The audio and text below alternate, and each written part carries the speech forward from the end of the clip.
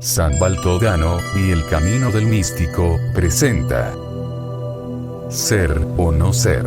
Primera parte.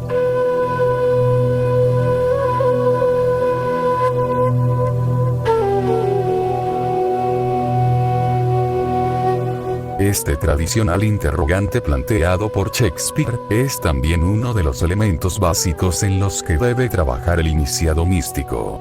A primera vista, la pregunta parece el planteamiento previo a la decisión de vivir o morir, ya que a nadie se le puede ocurrir pensar que no es. Desde el momento en que tiene una evidencia de existir, de verse a sí mismo, y de poseer un cuerpo material que ocupa un espacio. Cualquier persona normal que se pregunte a sí misma, ¿soy o no soy?, tendrá que responder afirmativamente. Sin embargo, el camino del místico afirma que el sapiens no es. ¿Cómo puede entenderse esto?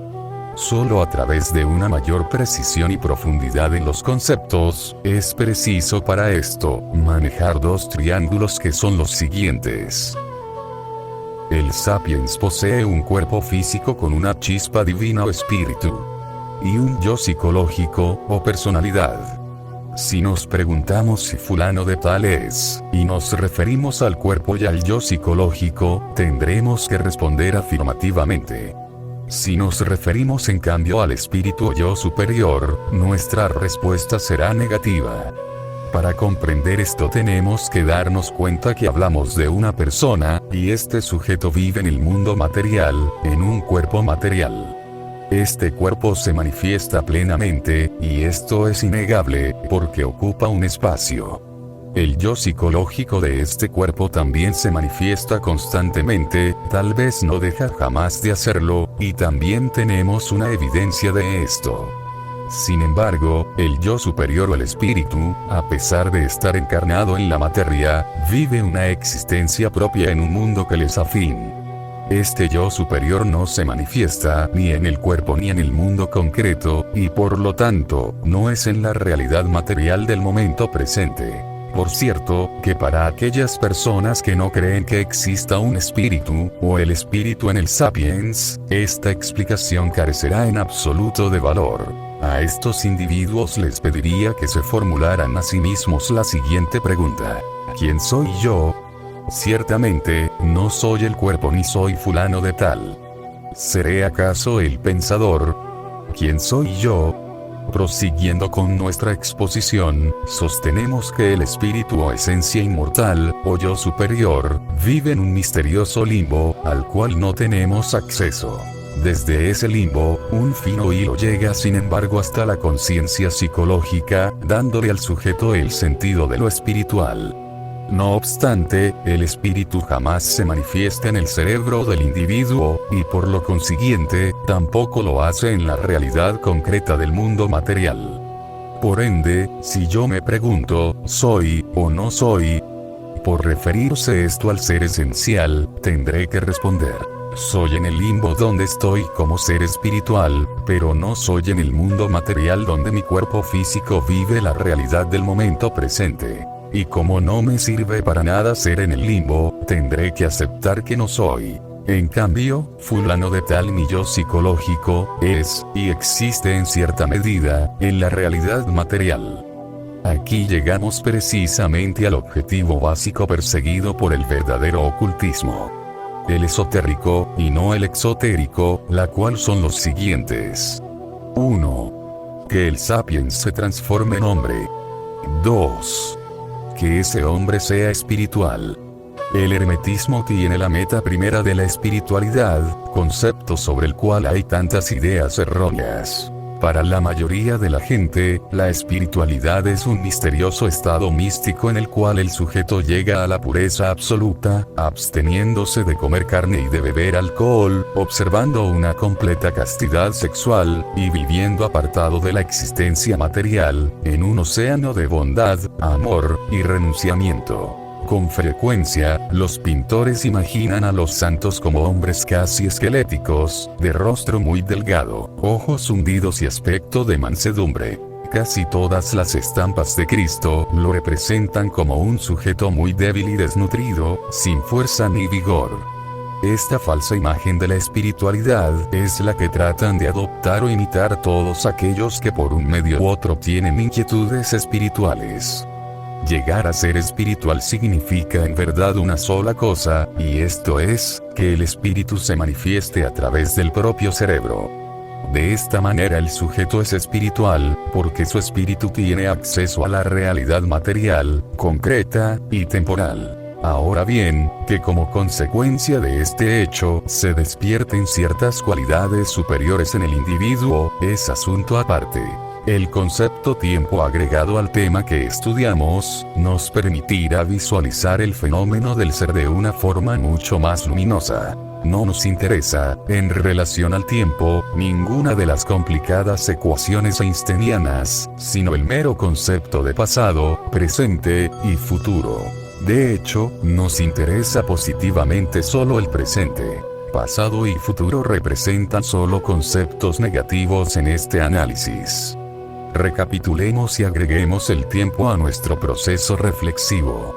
El sapiens posee un cuerpo físico el cual tiene un yo psicológico y un yo superior o espíritu.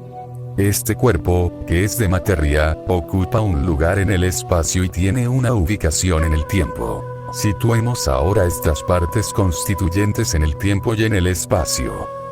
En el cosmos existen infinitas formas de vida, las cuales deben regirse por las realidades absolutas del universo. Sin embargo, dentro de estas realidades absolutas existen verdades temporales o relativas, las cuales son degradaciones de lo absoluto en una infinita escala de niveles, cada uno de los cuales tiene leyes absolutas y relativas. En nuestra calidad de Homo sapiens, vivimos en la realidad del mundo que ya conocemos, es decir, cuerpo material y tiempo terrestre. Si viviéramos en un distante planeta, tal vez tendríamos un cuerpo etérico o gaseoso, y un tiempo adecuado al planeta donde existimos. Por lo tanto, nuestra realidad primordial, como sapiens, es el mundo material del planeta Tierra, regido por un tiempo terrestre, medido por relojes terrestres. Esa es nuestra realidad concreta, en lo que a nuestra vida en un cuerpo biológico se refiere. Si hemos seguido atentamente el desarrollo de este tema, llegaremos a las siguientes conclusiones. 1. Nuestro cuerpo físico vive ajustado a la absoluta realidad de las condiciones vitales que rigen nuestra existencia. El tiempo terrestre transcurre para él de acuerdo a las pautas del reloj. 2. Nuestro yo psicológico es un abanico abierto hacia el pasado, presente y futuro. Jamás está completamente en el presente, ni en el pasado, ni en el futuro.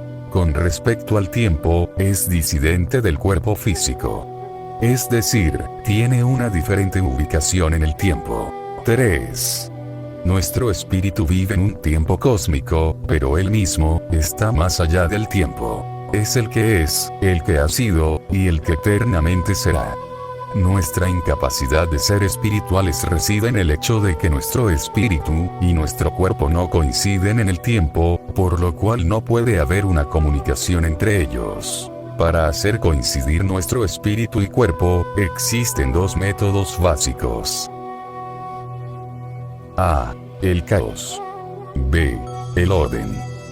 En ambos sistemas se necesita de un mediador, o un intermediario que sirva de contacto entre cuerpo y espíritu.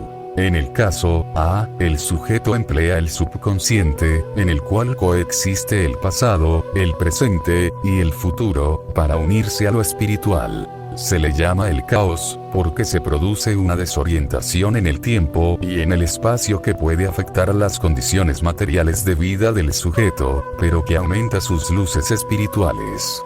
En el caso B, del orden, se crea por medio de la teurgia un mediador artificial, no subconsciente, sino superconsciente. Más adelante nos extenderemos en este caso. Se trata por cualquiera de los dos medios, de llevar al espíritu a la realidad temporal del cuerpo físico, ya que no puede hacerse a la inversa. Para dilucidar el misterio del ser, el iniciado místico debe adentrarse acuciosamente en los conceptos que equivalen al ser y al no ser, es decir, que podemos identificarnos con dichos estados. El ser corresponde, por supuesto, a la realidad, y el no ser, a la fantasía.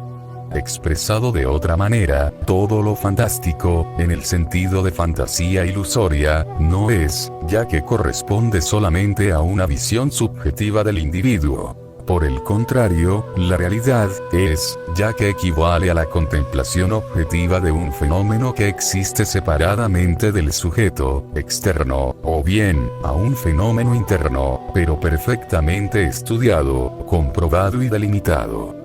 Resulta abismante el observar hasta qué punto el ser humano vive en un mundo personal, subjetivo, puramente fantástico e ilusorio, sin llegar jamás a encontrarse con la realidad concreta y objetiva. Esto se explica por lo que ya hemos hablado en torno al sueño, ya que cada persona tiene un mundo de sueños, o fantasías personales que corresponden a sus deseos y temores. Es así, como en cierta medida, cada persona vive en su propio mundo fantástico, fabricado imaginativamente de acuerdo a sus necesidades inconscientes. Existe una clave absoluta que nos proporciona un punto de referencia para comprender el misterio del ser, y esta clave se expresa en el siguiente concepto hermético. La única realidad es la del momento presente, no existe pasado ni futuro, ambos son ilusorios, el pasado existió, y el futuro existirá. ¿Qué es el presente? El presente es el punto exacto de unión entre el pasado y el futuro. Si logramos comprender que la única realidad es la del momento presente, llegaremos hasta el fondo del misterio del ser, y el no ser. La vida está compuesta por una naturaleza real, absoluta e implacable, por el sueño y por el tiempo. En esa vida nos encontramos con módulos de fantasía y módulos de realidad. Cada módulo está siempre compuesto de 3 elementos: el tiempo, el espacio, y la persona. Según cómo se combinen estos 3 elementos, el sujeto es, o no es.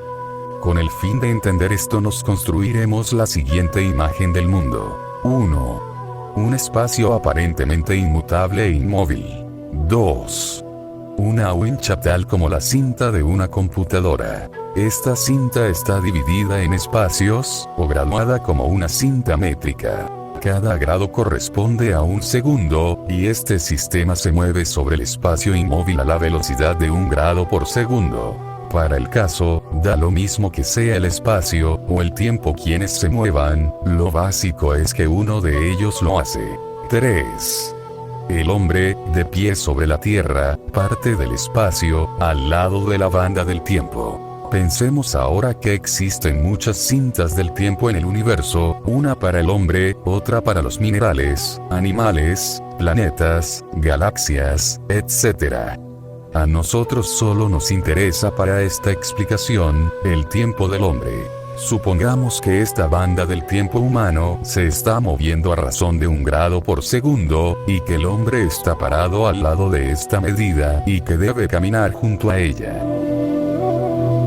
San Baltodano, y el camino del místico, presentó Ser o no ser. Primera parte. Gracias.